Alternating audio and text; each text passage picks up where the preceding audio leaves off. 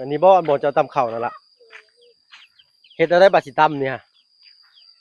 กึ่งออกมานี่อะไรเพิ่นเฮ็ดเพิ่นเก็บปิ้นปรับไม่โอ้เป็นต้นเลยนะลุงเนาะอะไรก็ล่ะแล้วเข้าชนิดแล้วก็ตำเอาพี่น้อยเนาะเปิดคลิปเปิดภาพมาบรรยากาศยามค่อยค่ำลงแรงพี่น้อยเนาะแล้วเข้ามาอีกเทื่อนึงพี่น้อยในหมู่บ้านนี่บ่เคยมีไผเข้ามาเลยนะพี่น้อยเนาะเข้ามาผ่านๆอยู่พี่น้อยแต่บ่มีไผมาถ่ายทำเนาะทางว่าเพิ่งได้เข้าไปบ้านน้องมวยกับไปพ่อน้องคนหนึงพี่น้อยเนาะซึ่ง FC ว่าตามไปเบิ่งเฮือนน้องเพิ่นแน่พี่น้อยเนาะ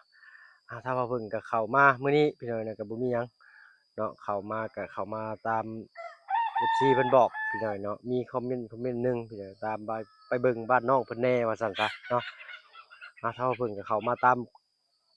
คำแนะนำของ FC เลยพี่น้องเด้อเนาะวันนี้บ่มีหยังพี่น้องเนาะมีแต่ไข่มา1แตะสิมามอบให้น้องเพิ่นแล้วก็สิเข้าไปถามความเป็นอยู่ของน้องเพิ่นก่อนพี่น้อยเนาะว่าเป็นแนวใดตอนนั้นเห็นคร่าวๆพี่น้อยเนาะอยู่ในบ้านน้องมวยเพิ่นพี่น้อยเนาะก็เลยมีโอกาสมื้อนี้เนาะได้เข้ามาก็เลยตามเข้ามาเบิ่งเรือนชานบ้านสองน้องเพิ่นจักหน่อยพี่น้อยเนาะไปครับไปชมกันพี่น้อยพี่น้อยเนาะก่อนสิเข้าไปทำความรู้จักกับน้องโส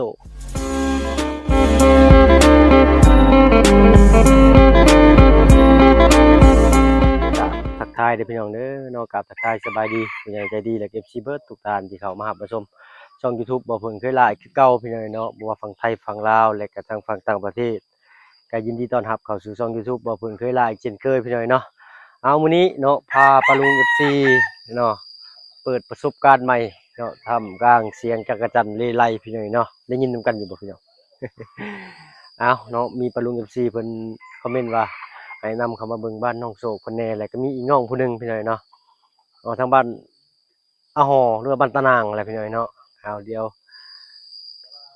มีโอกาสหรือว่ากาลเวลาก็สิแวะเวียนไปเบิ่งเติมอีกพี่น้อยเนาะมื้อนี้เข้ามาฮอดบ้านละเตืองเครื่องใจแล้วก็เลยขึ้นมาอีกประมาณ1กิโลน่าสิบ่ฮอดพี่น้อยประมาณ800หรือ1กิโลนี่แหละเนาะก็เส้นทางถนนก็ค่อนข้างเป็นทางลาดยางอยู่พี่น้อยเนาะก็เส้นทางก็ไปมาสะดวกอยู่พี่น้อยเนาะเอ้าเว้ากันหลายอย่ากันห่างถ้ามาเพิ่นสิพาเขาไปเบิ่งครอบครัวเรือบ้านช่องเงินสั้นของน้องโศกว่าเพิ่นวิถีชีวิตประจำวันของเพิ่นเฮ็ดหยังพี่น้อยเนาะเฮ็ดพุ่นทางลุงหนวดย่างล่วงหน้ามาก่อนแล้วพี่น้อยเนาะอันนี้บ่บ้านน้องโศกโอ้บ่แม่นเด้นี่เนาะเขาไก่เรากับเหล้าเข้าคันแบบนี้พี่น้อยเนาะโธ่แม่นบ่ลุงหนวดแม่นเฮือนน้องเพิ่นบ่เห็นแวบๆเมื่อกี้นี่โธ่พักนี่ไปโทษพูดว่าเป็นโทษแล้วเจ้า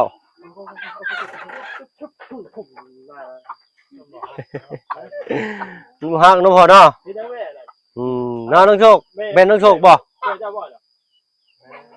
เป็นอันนั้นเป็นห้องครัวพี่น้อยเนาะเฮ็ดค่อยสิขึ้นจะได้ละบาดนี่เบิ่งก็ได้พี่น้องเด้อขออนุญาตขึ้นเลยก็แล้วกันพี่น้อยเนาะปึ๊บขึ้นได้อยู่บ่ลุงหนวด2คนนี่ขึ้นได้อยู่บ่ได้อยู่มาขันพักเบิ่งปึ๊บขันพักเบิ่งใช้เพิ่นไปซะล่ะนี่ได้นี่เอ้ยเนาะสบายดีทางน้องโชคสบายดีเจ้าจำมาได้บ่จำได้อยู่บ่ไอ้ชื่อว่าแนวใดเอาไอ้แนะนำชื่ออีกบ้านหนึงเด้อไอ้มีชื่อว่าบ่เพิ่งเคยล่าเด้อเอิ้นว่าบ่เพิ่งสิก็ได้เนาะถึงหน้าสิคือโจรแต่ก็บ่ได้ร้ายดอกเนาะพอดีรู้ว่าสิให้เพิ่นน้องเพิ่นสาธิตเพิ่นเฮ็ดว่าเพิ่นเฮ็ดหยังว่าสิคั่นว่าสิต้มสิลวกกันนะเฮ็ดน้ำพักบ่นี่ก็เลยอยากเบิ่งว่าซั่นนะโอ้เอาลองเบิ่งเอาทางบ้านเฮาบ่ค่อยกินแต่พี่น้องน้ำพักเพราะว่าบ่มีใครเฮ็ดเป็นเนาะพักนี่ปลูกเองบ่นี่ฮะไม่ได้ปลูกเจ้าบ่ได้ปลูกสิบ่ตกบ่เลยไม่ได้ปลูกแล้วบ่งามแล้วก็ช่วยเขาพี่น้องโตพี่สิได้กินหลายเนาะช่วยเขาเต็มติ๊บพี่น้องเอ้ยแม่นบ่เนาะพี่น้อยเนาะครับก็สิพาเขาว่าทำความรู้จักกับน้องโชคหรือน้องโศกล่ะโศกโศกเศร้านี่บ่หรือว่าโศกเต้ยโศกซื่อนี่โชคดีน้องโชคพี่น้อยเนาะหากสำเนียงน้องเพิ่นอยากออกโศกเนาะน้องโชคเนาะ เอาอายุจักปีแล้วล่ะมื้อนั้น16ปีมื้อนั้นเข้ามาก็ถามน้องเพิ่นแหละพี่น้อยแต่ว่าลืมก็มื้อหนึงก็ไปหลายหม้องหลายบ่อนอยู่พี่น้อยเนาะ มื้อนี้นำถามเพื่อนเนาะ ใช้หันหน้ามาหาปลาลุงเพิ่นเบิ่งอยู่นี่เนาะมี นั่งหันหน้ามาทางเที่ยง อ้ายมี FC เพิ่นว่าอยากให้ตามเข้ามาเบิ่งเฮือนเจ้าเนาะตามเข้ามาเบิ่งเฮือนน้องเพิ่นแหน่ว่าซั่นเนาะอันนี้บ่อยู่กันจักคนล่ะนี่ฮะฮะ6คนอืมได้ยังกินข้าวแรงมื้อนี้ นี่เด้น ยังบ่มีอาหารหนังยังอะน่ะฮะเฮ็ดเองบ่นี่โอ้หนังงัวเดี๋ยวเนาะถ้าบ้านเฮาก็เอิ้นว่าหนังเค็มว่าซั่นซะเนาะเออเอามื้อนี้บ่ได้ออกไปเล่นน้ำน้องมวยบ่เว้าทั้งๆนี่ล่ะวันนี้ เออ ยังบ่กล้าเขายังใหม่เด้ เพิ่นก็น้องเพิ่นก็เคยเลยได้เพราะว่ามีทางเพจเพิ่นไปถ่ายบ่อยอยู่เป็นบ่ล่ะ โอ้ลงถ่ายเฟซมีเฟซมาถ่ายบ่ แม่นอยู่ในเฮือนน้องมวยแม่นบ่น้องเพิ่นก็เคยผ่านอยู่พี่น้อยเนาะอายุ16ปีเรียนห้องได้ล่ะบ่ได้เรียนอยู่แถวบ้านนี่เพิ่นใช้สัญญาณอินเทอร์เน็ตอยู่บ่อนใดดังสิครับพี่น้องเข้ามามื้อนี้ก็บ่มีหยังมาฝากมาต้อนน้องเพิ่นได้พี่น้อยเนาะมีแต่ไข่ล่ะอันนี้เอาให้เจ้าไว้กินเด้อเอาเลยเนาะเสียงน้องเพิ่นจะคอยนิดหน่อยนึงพี่น้อยเนาะเอามาตามคำขอ FC เพิ่นแล้วพี่น้อยเนาะเข้าไปอันบ้านน้องมวยว่าสิพ่อน้องอยู่หั่นเนาะบ่เห็นก็เลยได้ตามเข้ามานี่ปกติไปหาน้องเพิ่นมื้อใดล่ะหรือว่าไปแล้วแต่ทางอันทางเบามันคนเดินทางมาแล้วก็ออกไปเล่นน้องเพิ่นบ่เอาบัดสิฮู้ได้ว่าเพิ่นมาเพิ่นโทรบ่หรือเพิ่นมานำบ่โทรเบอร์บ่หรือโทรทางอินเทอร์เน็ตทางเฟซให้ชาวหม่อมโทรทางเบอร์เอาน้อยเนาะใช้อาบน้ำอาบในใช้กินน้ำกินในใช้ทางบ้านเจ้าฮะกินได้ซะล่ะอ๋อน้ำกินตัวน้ำลิ้นแปลว่าน้ำมาจากภูอ๋อตัวเหือแล้วก็ออกพอเหือแล้วพี่น้อยขอเหือออกผู้เดียวทั้งฮ้อนทั้งเอาพี่น้อยเนาะ โอ้พอดี ครั้งแรกเขามา พี่น้อง บ้านน้องเพิ่นพี่น้อยเนาะพร้อมทั้งลุงหนวดและทั้งลุงจันทร์นำพี่น้อยเนาะมีคนเขามาถ่ายบ่ล่ะหมู่บ้านจ้ะบ่มีคนเขามาถ่ายเนาะมื้อนี้ตำข้าวเรียบร้อยใครเป็นคนตำเจ้าบ่ตำแม่นบ่เชื่อได้อยู่บ่เนาะบ่แม่นบ่จักต้องตำให้เบิ่งเด้จังสิเชื่อนี่ฮะเนาะ ว่าใช่เพิ่นสาธิตเพิ่นว่าเฮ็ดน้ำพักแล้วเพิ่นให้บ่เป็นอยู่ อันนี้เพิ่นมาเฮ็ดน้ำพักเอาพักหยังก็ได้บ่เฮ็ดน้ำพักนี่หรือว่าต้องพักอันนี้อย่างเดียวอ๋อแล้วสิเฮ็ดจั่งใดขั้นตอนต่อไปลองเฮ็ดให้เบิ่งอยู่เป็นอยู่บ่เด็ดออกบ่หรือแนวใดเฮ็ดบ่เป็นซ้ำโอ้ได้สิตำข้าวได้ซะแม่นอยู่บ่ตำข้าวเองนี่เนาะเอาหยอกน้องเพิ่นพี่น้อยเนาะฮ้อนบ้านหยังล่ะเพิ่นเอิ้นอันนี้บ้านกะแลงเลยเนาะอันนี้ก็เป็นเฮือนฝั่งนี้ก็เป็นเฮือนฝั่งนี้ก็เป็นเฮือนบ้านเพิ่นต่อกันพี่น้อยเนาะนอนจักคนล่ะซะฝั่งนี้ฝั่งซ้ายนี่แม่กับน้องฝั่งนี้เด้อจ้ะพ่อกับอ้ายเจ้าเด้อจ้ะล่ะ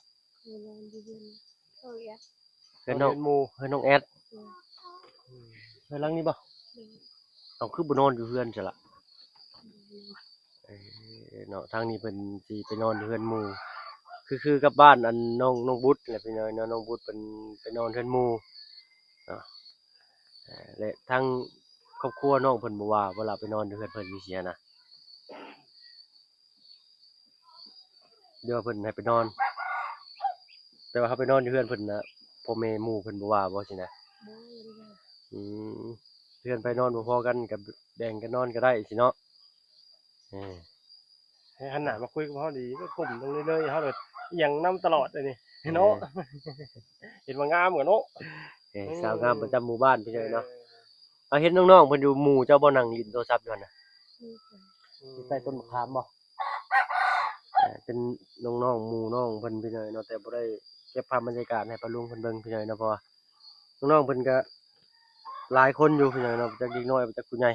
เพราะฉะนั้นมันแดงนี่ก็ปานนั้น อ่อนเนาะ อ่อน เอา เนาะ ตำรวจเป็นกงมาตารางก็ได้ ใช้บอลจะตำเข่าซะละพาไปเบิ่งบอลตำเข่าอยู่เนาะปล่อยลงเลยเอาลงทางหลัดบ่ได้บ่เอาไปลุงไปย่างก่อนสวัสดีเจ้า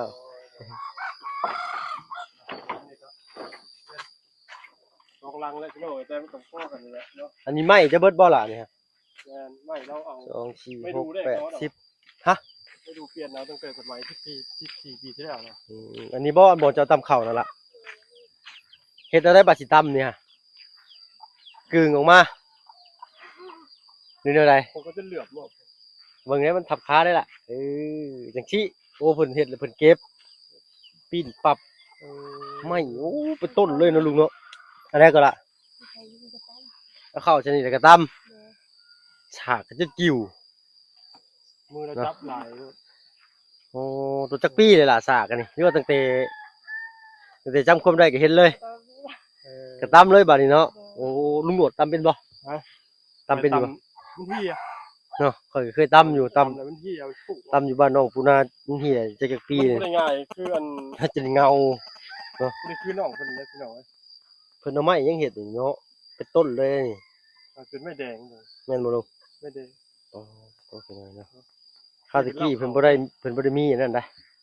บ่ได้มีอันจักรสตอกสติงได้ตัดมีแต่หอยควานล้วนๆเลยเด้นี่มาลุงนวลเพิ่นก็คอยตัดเอา ครอบครัวเจ้านี่เฮ็ดนาได้เฮ็ดไห้ด้วยเฮ็ดไห้ ปีหนึงได้จักสอบอ่ะบ่ฮู้พวกกินโคกเราเลยพวกกินโคกบ่ล่ะเอาเบิ่งสังเกตจากเล่าเพิ่นก็แล้วเนาะเพิ่นคือสิได้หลายอยู่ดอกข้าวปีหนึง กุ้มกินว่าเขาแต่ละปีกุ้มกินบ่บ่กุ้มติ เอาบัดเบิดข้าวที่เฮาเฮ็ดนาแล้วเฮาไปเฮ็ดอะไรบัดนี้เอาเงินไปซื้อข้าวเป็นกระสอบเป็นโลจังซี่บ่ล่ะ ก็ดังๆก็ เป็น นะ โล ซื้อเป็นโล เขาบ่ได้ยินพี่น้องที่เพิ่นบ่ได้ยินเด้ เสียงจักรจันทร์บ่ นี่เคย เสียงจักรจันทร์ยังดังกว่าพี่น้องเนาะ พี่น้องค่ะอาชีคนที่เพิ่นเคยทายแล้วมันอาชี ซองเงินซ่านน้องเพิ่นได้เป็นหยังแน่ เคยเห็นอายเคยจะอายก็เงี้ยเออบ่เคยเห็นอ้าย เคยเห็นเลยอ้าย บ่เป็นหยังดอกเฮาสิมาถ่ายทำแบบว่าบางเทื่อทางผู้ใหญ่ใจดีเพิ่นเห็นแล้วครอบครัวเจ้าเนาะแต่ว่าสมมุติว่าคือยังตอนนี้นี่เจ้าไม่เฮือนซานเจ้าได้มีแล้วแต่ว่าเงินคำที่จะที่ปลุกที่สร้างขึ้นยังบ่ทันมีเนาะและทีนี้คือว่าผู้ใหญ่เพิ่นจะสนจากซอยมานะมันก็บ่แน่แล้วเนาะอิหยังก็เกิดขึ้นได้พี่น้องเอ้ยเนาะเพราะว่ามันก็ตอนนี้ไม้เพิ่นก็ได้มีหลายแล้วนะถามว่าพ่อมันก็บ่พอดอกเบิ่งจากไม้นะเพียงแต่ว่ามันก็ สะสมมา14ปีแล้วพี่น้องเนาะ มา ทั้งพ่อเพิ่น 14 ว่า ปีเนาะพี่น้องเอ้ยก็ฝากเด้อพี่น้องเด้อสำหรับเคสน้องโชคเนาะอายุ16ปีพี่น้องเอ้ยเนาะ เออ ให้ทั้ง อ้ายไผอ้ายข่อยหรืออ้ายลุง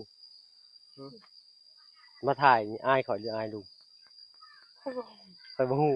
ข่อยก็ดัง เราบ่เข้าใจ เราบ่เข้าใจบ่ว่าเพิ่นบ่เคยเห็นช่องอ้ายมาถ่ายเลยเพิ่นอ้ายเพิ่นสินะบ่ต้องอ้ายหลายเนาะนี่เขาต้องกล้ารแสดงออกเด้เนาะเอาเห็นคือเคยเห็นเจะออกปรินบันดงบ่เคยไปบ่ เคยเห็น แต่โดนแหละ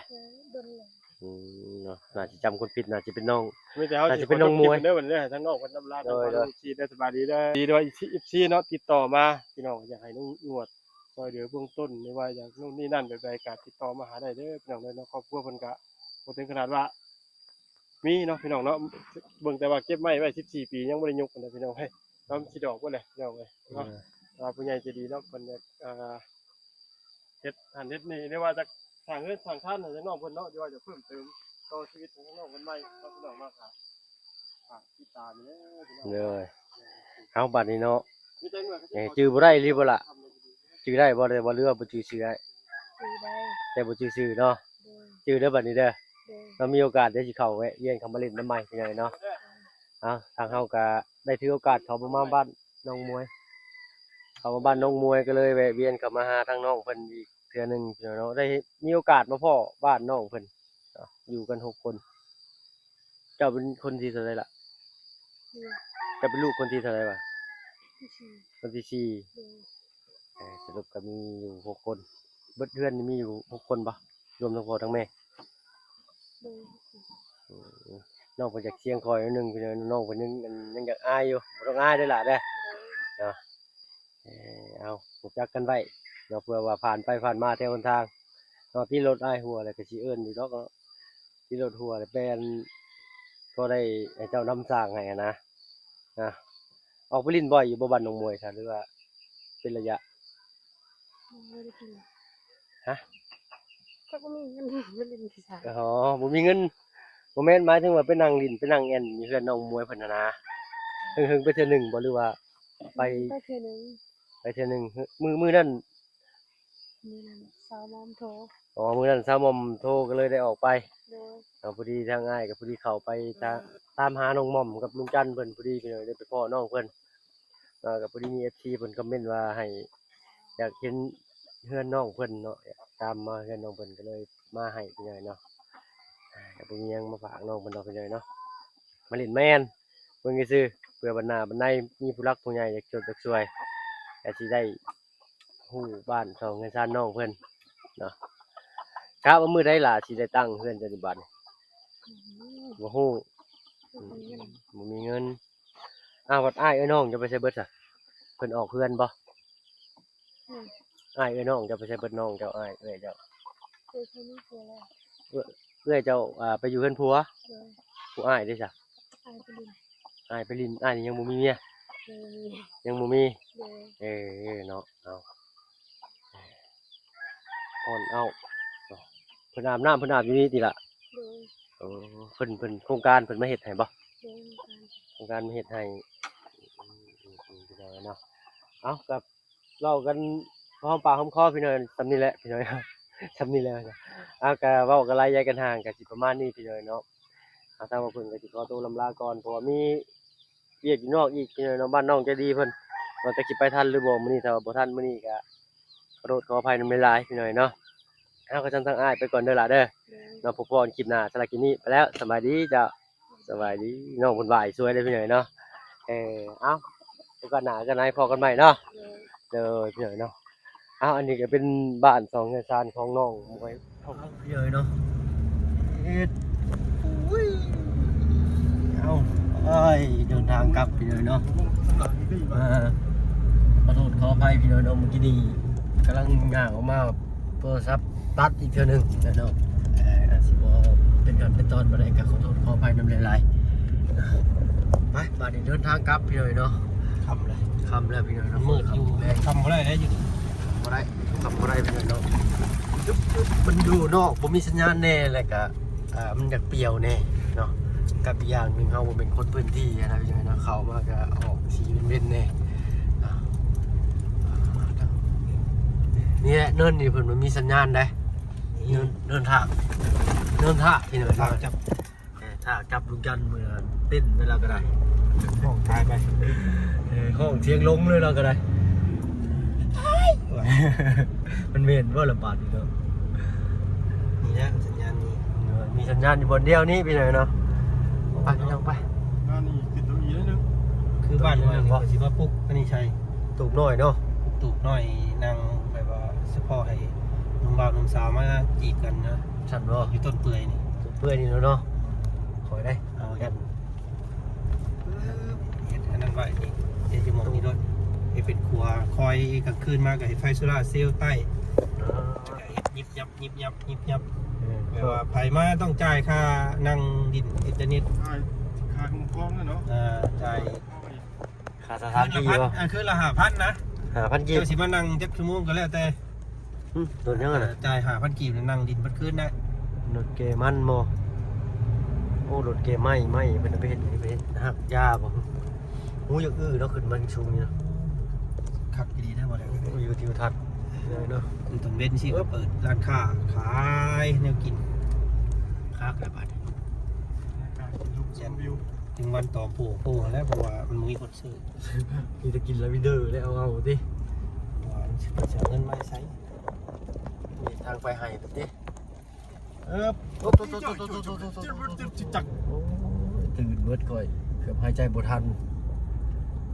เอ้าพี่น้อยเนาะเว้ากันหลายแยกกันห่างพบพ่อกันคลิปหน้าสำหรับคลิปนี้เอาคนเดียวทางลุงจันทร์ทางลุงหนวดขอตัวลำลาแล้วพี่น้อยเนาะ